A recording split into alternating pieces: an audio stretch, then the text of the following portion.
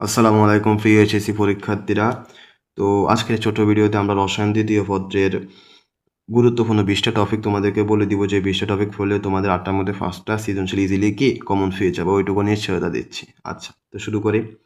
তো প্রথমত হচ্ছে পরিবেশ রসায়ন। তো পরিবেশ রসায়নের একটা গুরুত্বপূর্ণ টপিক হচ্ছে Phoebe is equal to nRT, অর্থাৎ আদর্শ গ্যাস রিলেটেড যে সূত্রটা আছে আর কি, মানে সমন্বয় সূত্রটা এবং বয়লের সূত্রটা। তো এখান থেকে ফি বি অথবা টি অথবা এন মূল সংখ্যা, হ্যাঁ, তারপর ঘনত্ব, এগুলো বের করতে দেয় সাধারণত। তো এই রিলেটেড ম্যাথগুলো দেখে যাবা।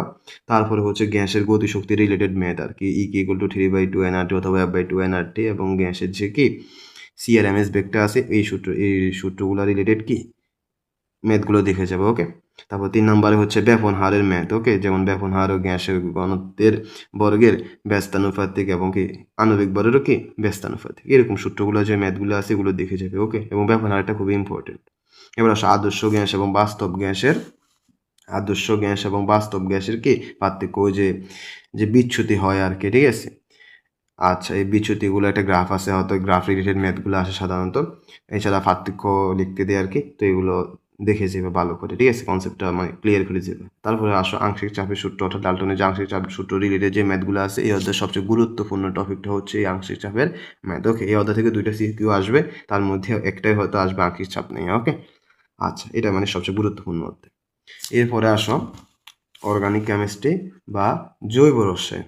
আচ্ছা, তো অর্গানিক কেমিস্ট্রি বা জৈব রসায়নের সবচেয়ে গুরুত্বপূর্ণ টপিকগুলোর মধ্যে একটা হচ্ছে আলোক সমানুপাত। ওকে, এটা যদি একটু কঠিন, তারপরে এটা কি আসার পসিবিলিটি অনেক বেশি। এছাড়া তোমরা ওই যে জ্যামিতিক সমানুপাত, অর্থাৎ সিন্স এবং ট্রান্স সমানুপাতটা একটু দেখে যাই, ওগুলো কিন্তু সোজা আছে। ওকে, অনেক সময় আসতে পারে।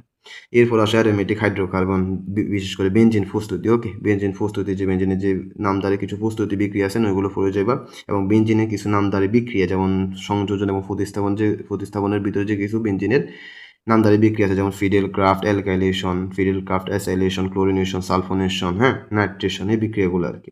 এবার বেনজিনের যে মূলক জাতকগুলো আর কি, যেমন টলোইন, ফিনল, অ্যানিলিন, আরও যা যা আছে না, এগুলোর কিছু কিছু প্রস্তুতি আছে, বা ওদের কিছু কি নামধারী আবার কিছু বিক্রিয়া আছে যেগুলো কি সাধারণত সিকিউতে আসে, ওগুলো দেখে যাবে। ওকে, এছাড়া অর্থোফেরা মেটা নির্দেশক যে রিলেটেড যে জিনিসপাতিগুলো আছে এগুলো ভালো করে দেখে যাবে। এবং আরেকটা গুরুত্বপূর্ণ টপিক হচ্ছে রেজোনেন্স। ওকে, এই যে বেনজিন গ্রুপের যে রেজোনেন্সগুলো আছে এবং জাতকগুলো যে রেজোনেন্স আছে, এগুলো কিন্তু সিকিউর জন্য খুবই খুবই ইম্পর্টেন্ট। ওকে, তো এগুলো দেখে যাবে। আচ্ছা, তো তারপরে আসো মার্কনিকোভের বিক্রিয়া। ওকে, তো মার্কনিকোভের বিক্রিয়া এই অধ্যায়ের কি খুবই একটা গুরুত্বপূর্ণ টপিক, এবং এই মার্কনিকোভের বিক্রিয়ার আরেকটা উল্টা, মানে এর উল্টা বিক্রিয়াটা হচ্ছে খারাসের ওটা একটু দেখে যাই, সৃজনশীল হয়তো তুলনা আকারে আসতে পারে। এরপরে পরের টপিকটা হচ্ছে অ্যালকিনের ওজোন অ্যানালাইসিস, এই অধ্যায়ের মানে গুরুত্বপূর্ণ একটা টপিকের মধ্যে কি এই টপিকটা পড়া আর কি। ওকে, এটা মানে আসবার পসিবিলিটি অনেক বেশি। এছাড়া গিগনার বিকারক থেকে 1, 2, 3 ডিগ্রি অ্যালকোহল প্রস্তুতি, এটাও কি মানে ভেরি ভেরি ইম্পর্টেন্ট। এছাড়া SN1 এবং SN2 বিক্রিয়া, এটা তো প্রতি বছরই আসে, তোমরা জানো। এবার আরেকটা জিনিস আছে, সেটা হচ্ছে সিএইচও মূলক শনাক্তকরণ বিক্রিয়া, যে ওই টলেন বিকারক বা ফিলিং দ্রবণ, ঠিক আছে, যারও যে ইয়াগুলো আছে ওগুলো একবার দেখে নিবা। অ্যালডিহাইড এবং কিটোনের যে বিক্রিয়াগুলো মানে শনাক্তকারী বিক্রিয়া, এটা দেখে নিবা আর কি। ওকে, আচ্ছা, তারপরে আমাদের পরবর্তী অধ্যায় হচ্ছে পরিমাণগত রসায়ন। ওকে,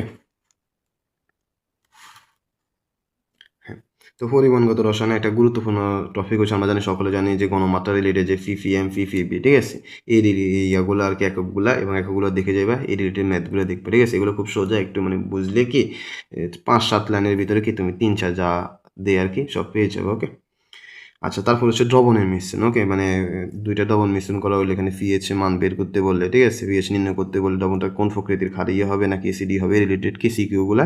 তারপরে আসলে অ্যাসিড এবং ক্ষারের যে প্রশমন বিক্রিয়া রিলেটেড জেমস সিকিউগুলো আছে, এগুলো দেখে যাবে।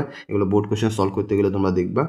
তারপরে এই অধ্যায়ের সবচেয়ে গুরুত্বপূর্ণ টপিক হচ্ছে জারণ বিজারণ বিক্রিয়া। ওকে, তো জারণ বিজারণ বিক্রিয়া একটা জিনিস আসে, সেটা হচ্ছে সমতাকরণ আর কি।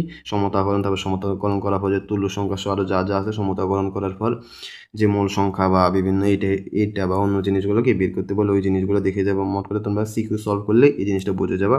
আর এখানে যে 2টা জিনিস সবচেয়ে আসে, সেটা হচ্ছে পটাশিয়াম ডাইক্রোমেট এবং পটাশিয়াম পারম্যাঙ্গানেট, এই 2টা কি, এই 2টা মানে যৌগের কি বিক্রিয়াগুলো মানে বেশি বেশি আসে, তো এই 2টা যৌগ একটু দেখে যাবো। ওকে, জারক এবং বিজারকগুলো আর কি, এগুলো তো মূলত কি জারক। আচ্ছা, হ্যাঁ, তড়িৎ রসায়ন আছে। তো তড়িৎ রসায়ন হচ্ছে মানে 4র্থ অধ্যায়। তো তড়িৎ রসায়ন থেকে যদি টপিক অনেক কম, তারপর এখান থেকে একটা সিকিউ আসতে পারে, সেটা হচ্ছে তোমার ফ্যারাডের সূত্র। ওকে, আচ্ছা, তো ফ্যারাডের সূত্রে ওদের সবচেয়ে গুরুত্বপূর্ণ একটা টপিক W = Z/I এখান থেকে কি বিভিন্ন জিনিসগুলো বের করতে বলে, কারেন্ট, তড়িৎ প্রবাহ, তারপরে কি গ্রাম, কত গ্রাম বা সময়টা বের করা লাগে, ঠিক আছে অনেক সময়। আচ্ছা, তারপর ইনট সেল এবং নাটস সমীকরণ রিলেটেড ম্যাথগুলো কি ওদের জন্য খুবই গুরুত্বপূর্ণ। এছাড়া আছে তড়িৎ বিশ্লেষক কোষ অথবা গ্যালভানিক কোষ, এরকম আর কি কোষগুলো, বিশেষ করে তড়িৎ বিশ্লেষক কোষও আসে, আবার গ্যালভানিক কোষটা একটু দেখে যেতে পারো। তারপর আরেকটা গুরুত্বপূর্ণ জিনিস হচ্ছে পাত্রে দ্রবণ রাখা যাবে কিনা, ঠিক আছে, এই রিলেটেড কোশ্চেন দেখবো প্রচুর, মানে হিউজ, মানে বোর্ডে এসে ফুরে গেছে, ঠিক আছে। এই টপিকগুলো পড়ে গেলে আশা করি কি কেমিস্ট্রি প্রথম পত্রের এই 20টা টপিক পড়ে গেলে কেমিস্ট্রির সেকেন্ড পেপারে মোটামুটি তুমি এটা কি ভালো প্রস্তুতি হয়ে যাবে এবং 8টা সৃজনশীলের মধ্যে তুমি ইজিলি 5টা সৃজনশীল কি অ্যান্সার করে দিতে পারো। তো এই ছিল আজকে ভিডিওতে, দেখা হবে অন্য কোনো ভিডিওতে। সকলের জন্য শুভকামনা রইল।